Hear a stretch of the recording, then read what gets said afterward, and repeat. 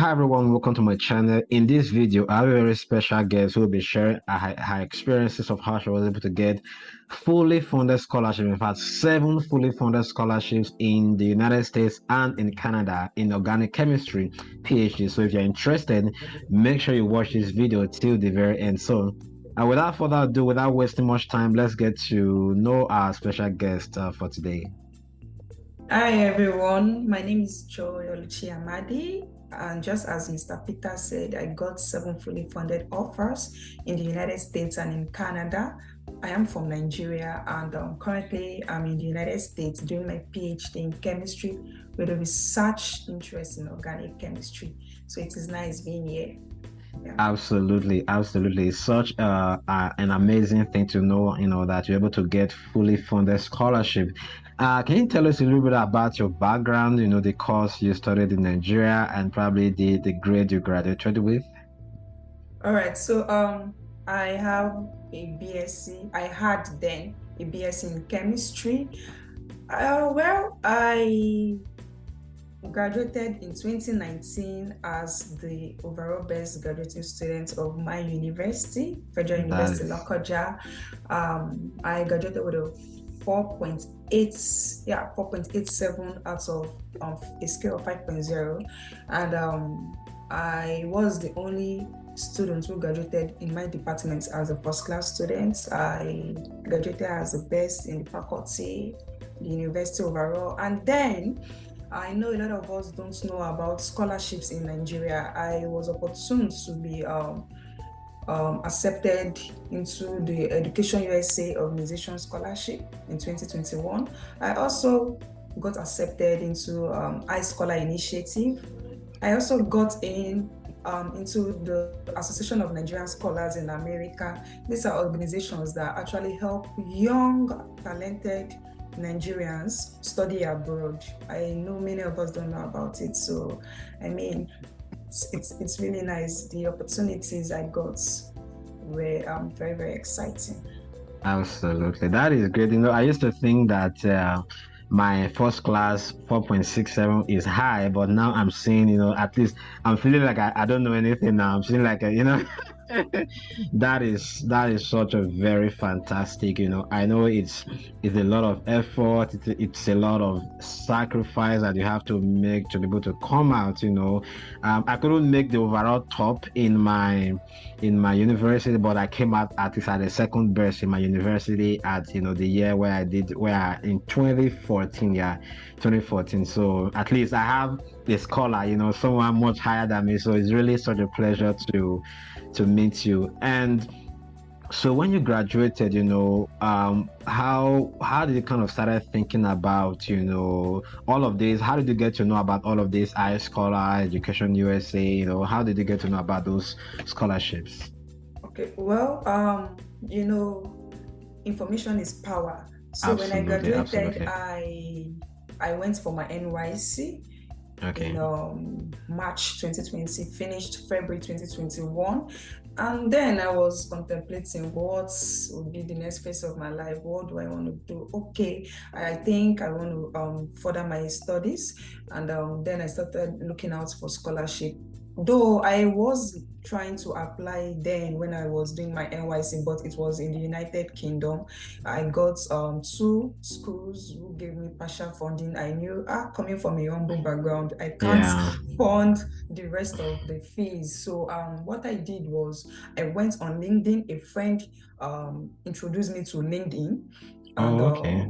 when I went on LinkedIn, I started viewing. Though I didn't really know what LinkedIn was, but it taught me how to use it. So I went on searching people's profile, and then I saw some students who wrote on their scholarship and award section that they got Education USA scholarship, iScholar answer. So I began to wonder, what are these scholarship all about? So what I did was I went to browse it on Google, Mm. tried to search for details about this scholarship and when they use start and end.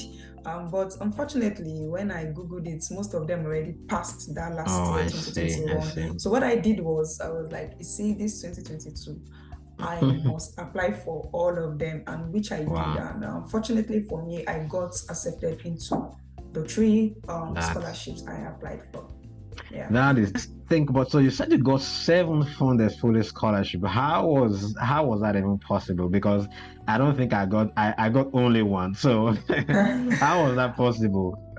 Like I said earlier, I was part of the scholar, that's Education USA, I Scholar, and Association of Nigerian Scholars in America. So what this organization do is they fund your standardized tests, your Okay. application fees, they Oh, give you top-notch mentorship, and wow. they try to make sure you succeed. But like I said earlier, you still need to play your own part, you understand? Absolutely, So absolutely.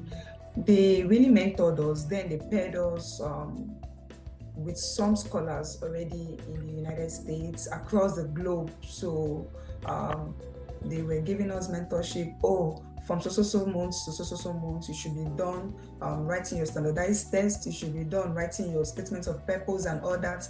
I mean, when you are in a society, in a community where you see people who have the same drive, the same motivation as you do, Yeah. you will just be motivated, you keep going, you understand? So I was like, I'm going to see the end of this scholarship. It actually took me 2 years, two Wow. good years before I got it, but I was like, I won't give up. I've started it and I will see the end. So I one thing is you need to be very conscious of time is very, very important. So you need to plan things accordingly. So I made sure I researched about my schools that I want to apply to, took the necessary exams, reached out to a lot of supervisors. I mean, I reached out to close to 500 and something supervisors. 500. I'm telling you, 500. when Wow. I'm sleeping, if I just wake up, oh, okay, let me reach out to two Mm. people now. Wow. The next minute, let me reach out to anywhere I am, on the road, anywhere. I just keep reaching out. You understand? I got supervisors in Canada. I got just few in the United States. But then I chose US because I mean, it's a direct PhD, number one, Yes, and yes. I saw a lot of research I was interested in. Aside of that, the Education USA scholarship, I got fund my flight tickets, Wow. my visa, my Wow. I mean my study permits stuff, and also give me landing costs. So I Wow. just felt like, That is I mean, wow. it wasn't really easy. I must be truthful here. There were days I cried. Wow. Most times Wow. I didn't sleep. I should say, Wow. for instance, in 24 hours, I sleep maybe like 3, 4 hours. I Wow. kept on pressing till I saw the end of this. So what I did most of the time, I was always reaching out to supervisors. One thing I made to be part of me is whenever I get rejection, it serves as kind of like an encouragement Motivation. for me, you Yeah. understand. I kept on going. I wasn't discouraged at all. So I reached out to a lot of supervisors, and then I attended webinars in US, because the United States is known to be generous when it comes to application fee waivers. Yeah, Absolutely. so Absolutely. I Yeah. applied to only one school in Canada, then Which school like was that? up University of Northern British Columbia, and I got Oh, a okay. supervisor there. Although she was sad when I told her I won't be coming. I got for Oh, master's program, fully funded offer in chemistry. Then I got 6 in the United States, and wow. these schools in the United States, the 15 schools I applied to, they all 15. waived my application 15. fees. Yeah, they all waived my application fees. Wow. Yeah. I Wow. know a lot of people are discouraged, especially for that application fees. But the truth is, nothing is impossible, understand? I attended webinars, I attended these graduate fairs, I attended open house programs. I reached out to my department and the School of Graduate Studies. In fact, I what I did was I went to my bank, printed out, I generated my statement of accounts. Hmm. That the 3 months, the most recent 3 months, I generated that. I wrote a financial statement essay. I mean, to convince these people why they should give me application fee waiver. I'm an outstanding student, and in Nigeria, yeah, we all know how things are. So Absolutely. Yeah. I wrote a very convincing statements of financial Financial essay, and support. Yes. they were really convinced. And Wow. most of them that even said, "Oh, we don't give out application paper. I'm going to bend rules," and they all Hmm. gave me, honestly speaking. And Hmm. I mean, and I had one publication, anyways, which was Okay. yeah, it was published in Malaysia, the one I did Okay. in my undergraduate. Like, I used to advise friends around me, students, your thesis, your undergraduate thesis work or your master's work, Can try publish to it. Yeah. publish them. Finish Try that. to Yeah. publish them, because this gives the educational programs in abroad that's the kind of like sense that, oh, this person has the potential to carry out research. You understand? You can't say Absolutely. you want to Absolutely. go into a supervisor's research lab and there is nothing to prove for it. Yeah. So those are just a few things I did. But like I keep saying, you need to be motivated. Your motivation shouldn't die. If you really want to get this scholarships, you need to be motivated in good and in bad times. Just keep moving. Yeah. um sending emails to professors. So when you are sending, for just to ask, the professors you had in the United States, did you send emails to all of them as well? Is that how it works in your department, or? Okay. Well, for US, I realize it's kind of different. In the Okay. United States, you don't really need to get a supervisor. Okay. Yes, I know for my program, chemistry, and some other programs, you don't need a supervisor before getting into the program.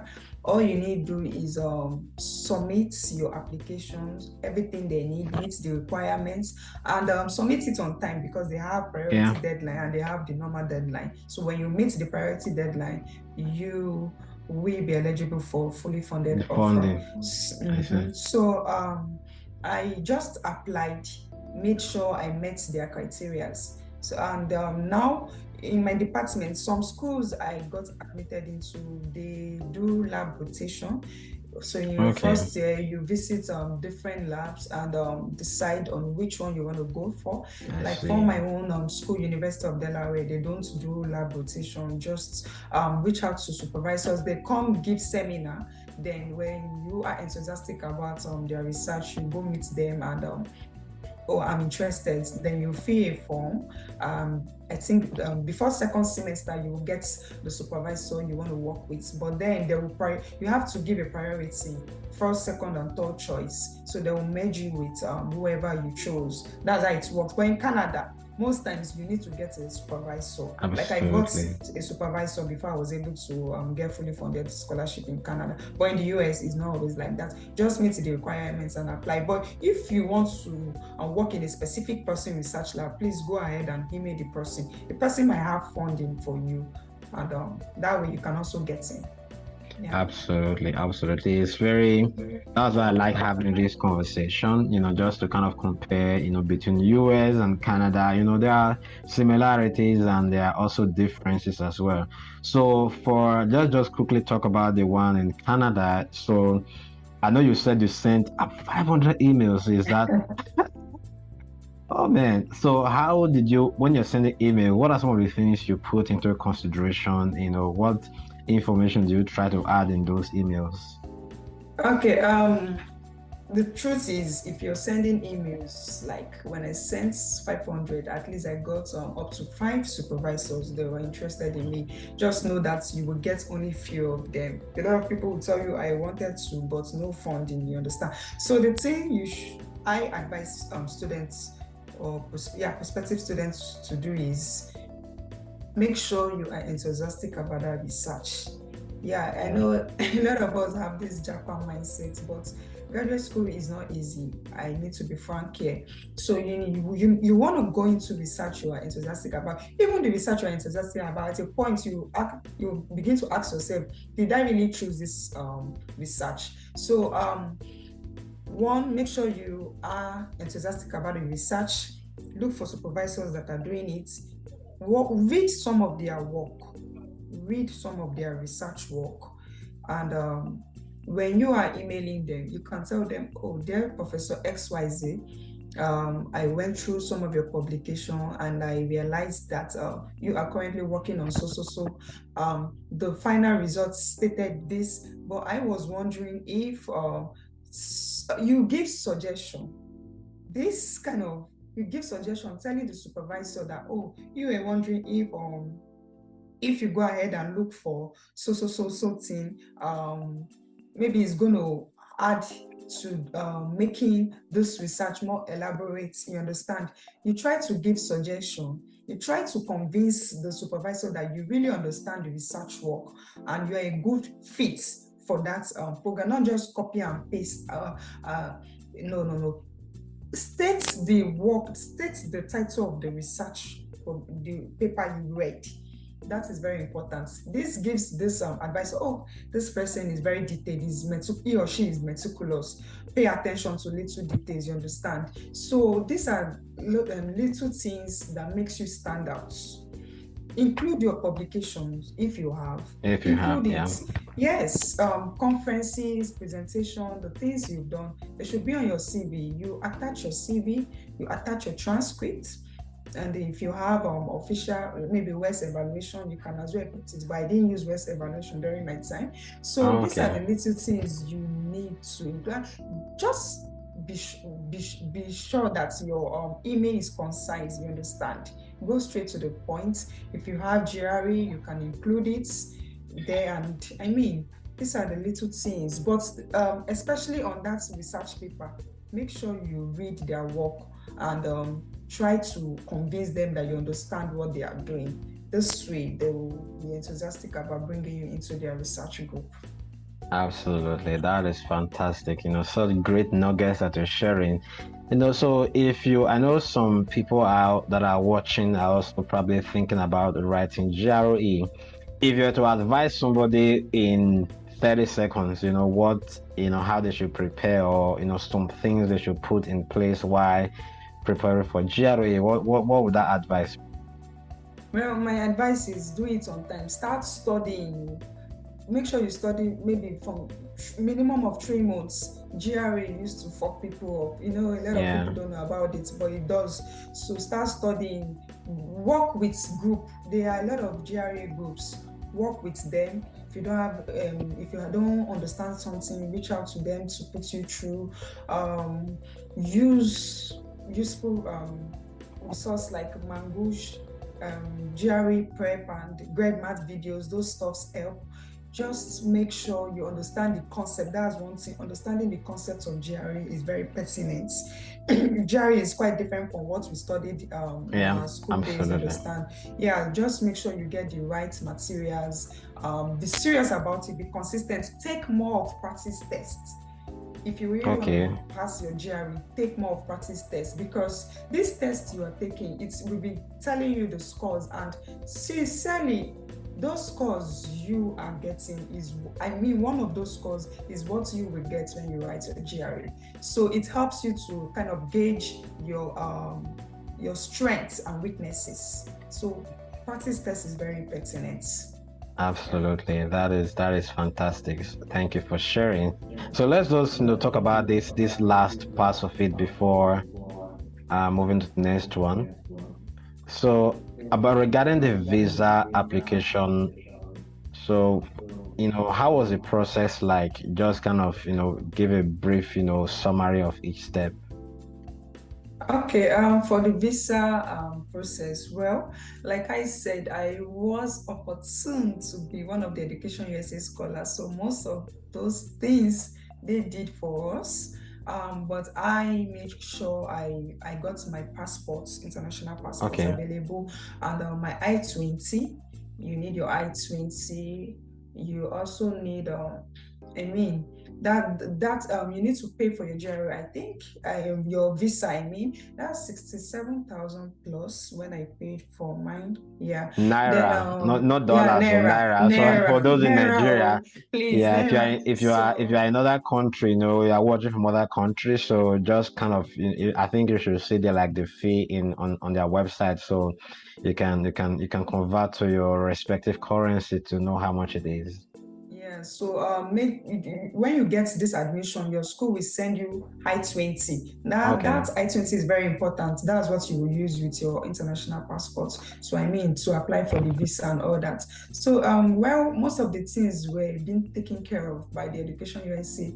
They booked everything and I just went Wow. for my interview. And another thing I want to let people know is one thing is to get fully funded offer, another thing is to be able to defend it when you go for the interview.